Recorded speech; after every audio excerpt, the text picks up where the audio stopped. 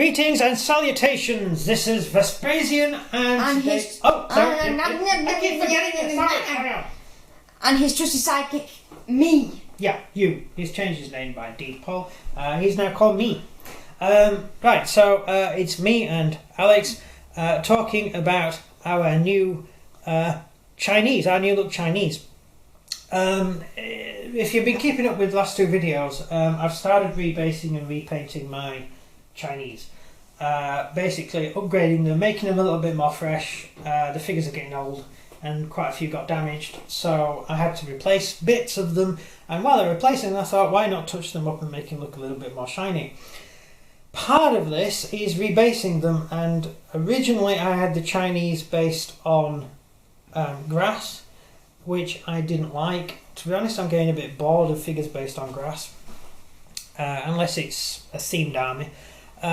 So these guys are based on pavements, and this is a Sdkfz 222, a German armoured car which was supplied in a few numbers to the Chinese. They were used as armoured cars and reconnaissance by the Chinese forces.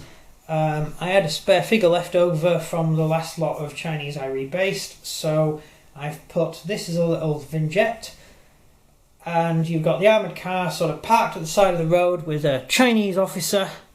You see, you can tell he's an officer. He's got a pistol in his hand and he's pointing. That's how you can tell it's an officer. All officers walk around constantly with a pistol in their hand pointing somewhere. You can always tell that. Just go to Sandhurst. Why would the guy be next to the car? Well, he's actually talking to the guy. Shouldn't he be behind the car? No, this guy is lost. He's trying to find a battle.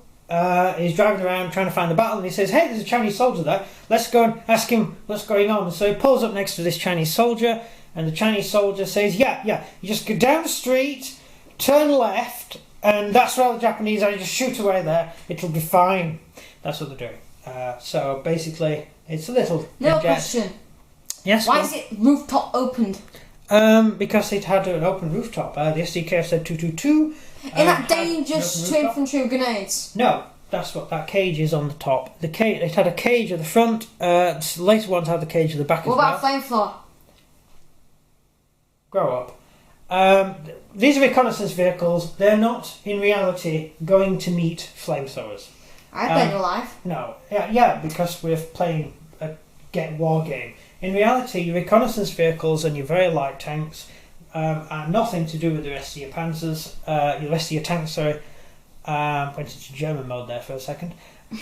They race ahead of the front of the army, and they carry out scouting and reconnaissance in enemy territory.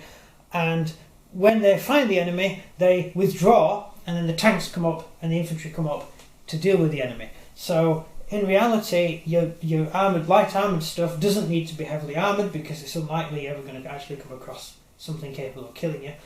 And you don't have to worry about things like flamethrowers and stuff, because that's assault equipment, and you need to actually accidentally come across assault troops in order to engage a flamethrower. Why are the oil tanks at front?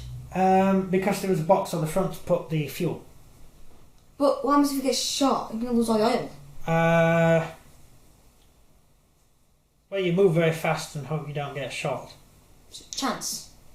Yeah, I mean, actually, most tanks used to carry their own fuel with them on external tanks. The Russians had huge fuel tanks they used to carry on the side of their tanks, and they used to jettison the fuel tanks before battle.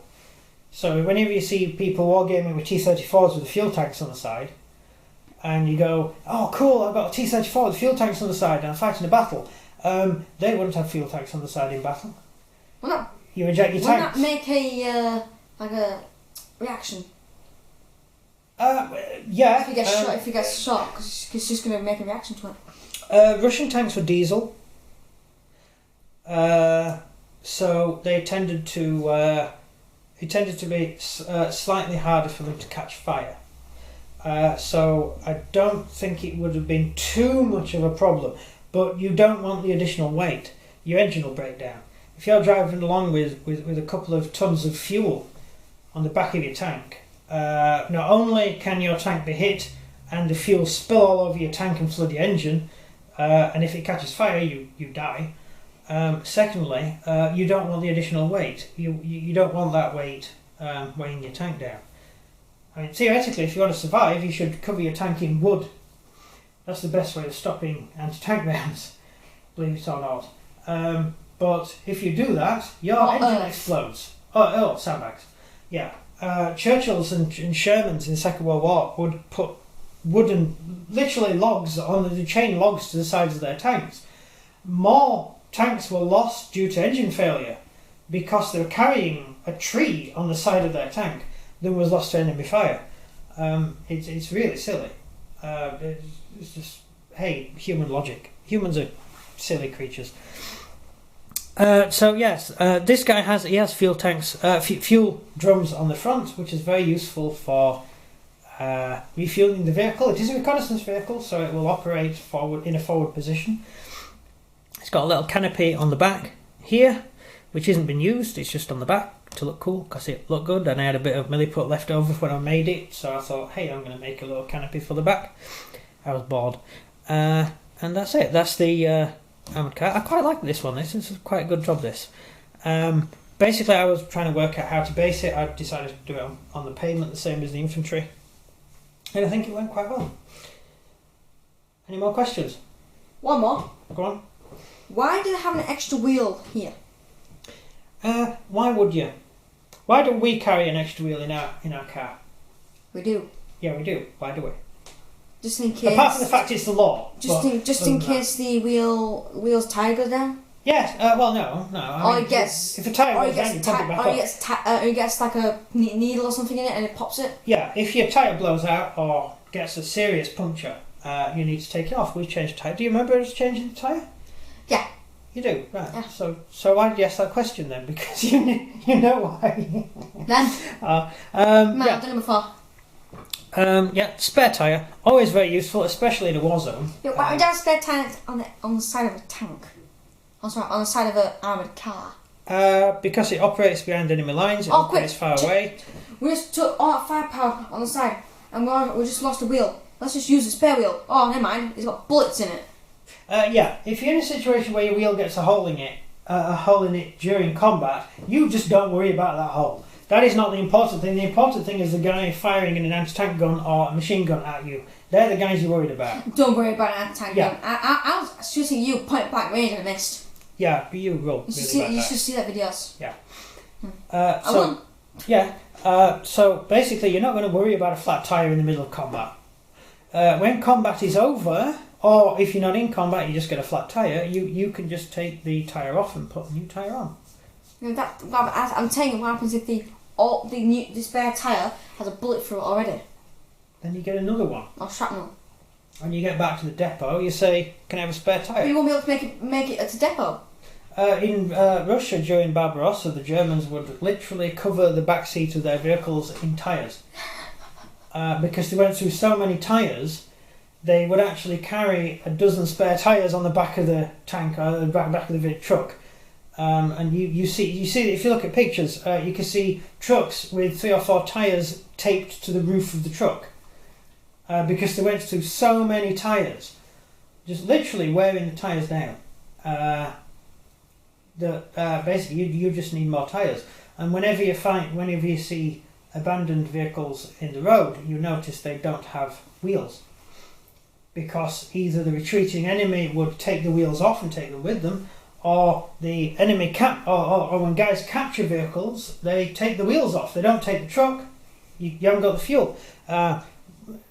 Russians use diesel. The British use diesel. Americans use diesel. Germans use petrol.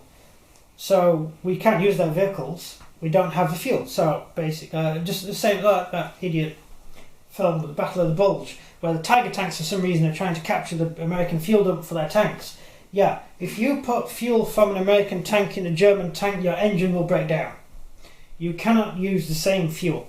Doesn't work. It's not the real world. German troops cannot use American fuel. Russian troops cannot use German fuel. This doesn't pan over. And in fact, Russian fuel wouldn't work properly in American vehicles, even though it was the same fuel, because the Russians put additives in the fuel to stop the fuel freezing. Fuel freeze is quite low anyway, quite low. But the Russians would put stuff in the fuel. I don't know what they put in it, but it stopped the engine from freezing up, basically. Well, that's all questions from me. Yeah, well, that was a interesting side thing which had nothing to do with China whatsoever. Chinese vehicles. This is a German armoured car. They also use Panzer Is. If you're interested in doing China, by the way, if you want to do games where you have German and Russian equipment, but you don't want to play Germans and Russians, then you've got the Spanish Civil War and China, because quite a few bits knocking around. Yeah, so that's it. That's the armoured car used by the Chinese. There were also the Panzer Is were used by the Chinese as well. Also the Vickers tanks, the Chardon Lloyd amphibious tank made by the British was used by the Chinese. Never used by the British, but it was used by the Chinese. The T-26s, Shermans, Stuarts, pretty much Grants even were used by the Chinese. So there's quite a lot of tanks already out there you can just buy and paint up as Chinese. So they never made any indigenous vehicles of their own. So yeah, useful. Is that every? You sure you don't have a question left? One little question left in the back of your tiny mind. How many crew are in an armoured car? This particular armoured car, 3, I think. It looks like there's only 2. No, I think Or this 2 one had could be 3. in Well, it would have 3 and an observer, so technically 4. So But it had generally a crew of 3. You had a gunner, a driver, and a radio operator. It was a reconnaissance vehicle. It had a radio which could communicate with other vehicles. At this period, very few vehicles other than command vehicles would have radios. German tanks were all fitted with radios, probably because they got a big cheap box full of radios and said let's use them. The British tanks, the British Army was the only mechanised army at the outbreak of the Second World War. Although most of our radios didn't work. But this is the problem with the British. We buy huge amounts of things and then they don't work. We don't buy the best, we buy the cheapest. Trusting them. Yeah, terrible trouble with our equipment. We've always had trouble with our radios. Even in the First World War, we had trouble with our radios. We couldn't get them to work, so we kept on using field telephones when everyone else gave up. Yeah. So that's it. That's that. I think all American tanks had radios. But they were quite latecomers to the war, and they were quite modern in their thinking. They even carried walkie-talkies, which is like a phone to you. It's a thing you hold in your hand, and you can like just call anybody you want without a wire connecting you. Do you even know what a cord phone is? And it was no. It's one of the massive phones you had back in the old days. Yes, it was like a massive phone, but it was a radio, and you could radio each other. Friends. Yeah, we used to play with them as kids. We thought they were fascinating, but obviously Now they're way smaller. now you've got a tiny little mobile phone which you can look up the internet on. So yeah, wow, we were rubbish. This technology was rubbish 20 years ago. Yeah, so the Americans had walkie-talkies, which were theoretically useful, often led to rather unfortunate instances of friendly fire because of the way communication worked. They were able to actually call in direct fire support without it going to a third party who could check other people's locations, which is why the Americans had higher levels of friendly fire than any other army. So that's it. What about you? Well, good demanding. Yeah, go on then. If you enjoyed this video, please do like and subscribe, and comment down below what you think of this design, and tell us if this helped you with your Chinese army if you're collecting them. Yeah. The vehicle, by the way, before anyone asks, is scratch built. I built it out of, milliput, really, to be honest. I built the whole thing out of milliput apart from the figure. So it's scratch built and put together. It's quite nice. Yeah, I can't remember where the other stuff is, but never mind. The stuff that it's standing on, this stuff, is really awesome. I just picked up some sheets of this here, which is got it from a model shop, and and I'm going to have a go at using it to model with. It should be quite interesting. Yeah. But that's that. That's everything. Thank you very much for watching. Everything that he said slightly earlier. Yep. And this has been Vespasian. G'day. And Sdkfz. Oh yeah, sorry, and your sidekick, him. Sidekick. Yeah. Me. This has been Vespasian and his trusty sidekick. Me. The whiny one that complains all the time.